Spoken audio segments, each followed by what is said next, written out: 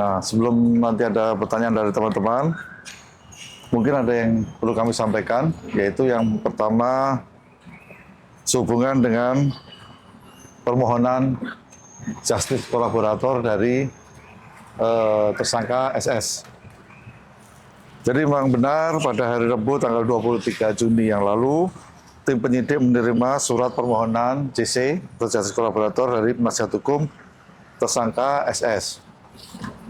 Dan seperti yang kita ketahui bahwa untuk pelaksanaan justice kolaborator ini ada beberapa aturan, ya, yaitu Undang-Undang Nomor 31 Tahun 2014 tentang perubahan Undang-Undang Nomor 13 Tahun 2006 tentang perlindungan saksi dan korban, serta Surat Edaran Mahkamah Agung Nomor 4 Tahun 2011.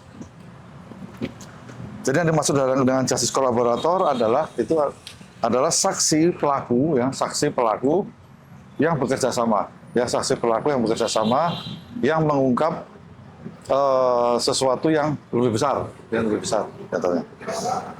Syaratnya ada beberapa, tapi yang terpenting bagi kami adalah yang pertama, yang bersangkutan bukan merupakan pelaku utama. Yang kedua, yang bersangkutan mengakui perbuatannya. Ya, itu dua syarat utama yang harus dipenuhi oleh seorang justice kolaborator. Ya. Nah, setelah pemeriksaan saudara SS pada beberapa hari yang lalu, kami melakukan penelitian, ya, terhadap beberapa keterangan dan alat-alat bukti yang didapat oleh kami, Ya. Di sini kami menyimpulkan bahwa yang pertama, saudara SS ini merupakan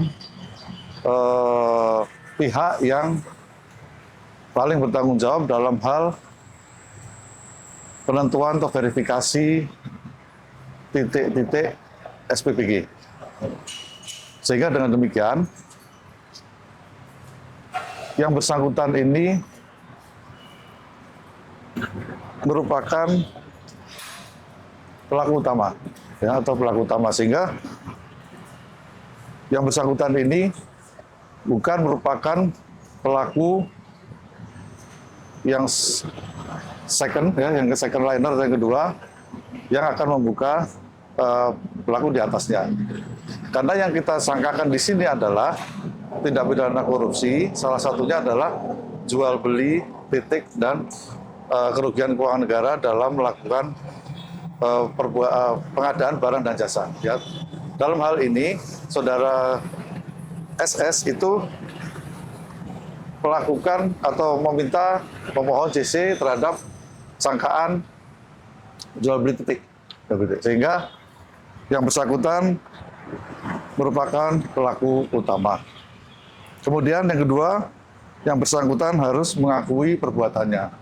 Nah, dalam pemeriksaan kemarin memang belum ada yang dianggap oleh penyidik, ya, menyatakan bahwa yang bersangkutan mengakui perbuatannya seperti yang disangkakan.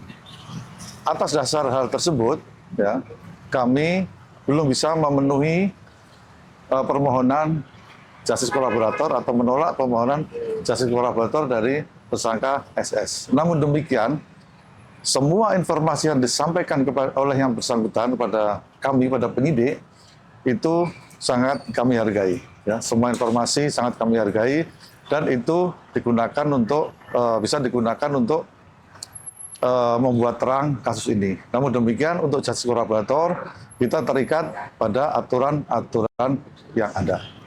Mungkin itu yang disampaikan update terhadap kasus tindak pidana korupsi pada tata kelola MBG. Tapi bakal jadi hal yang meringankan nggak, Pak? Gimana? Akan jadi hal yang meringankan nggak? Akan kami cek dulu. Jadi gini, Pak.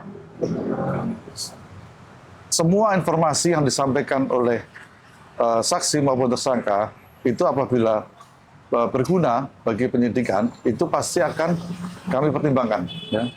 Itu suatu hal yang berbeda dari permohonan justice kolaborator, ya. Karena justice kolaborator itu syarat-syaratnya sudah jelas, ya. Karena memang JC itu digunakan untuk membongkar sesuatu yang jauh lebih besar, dari itu. Ya.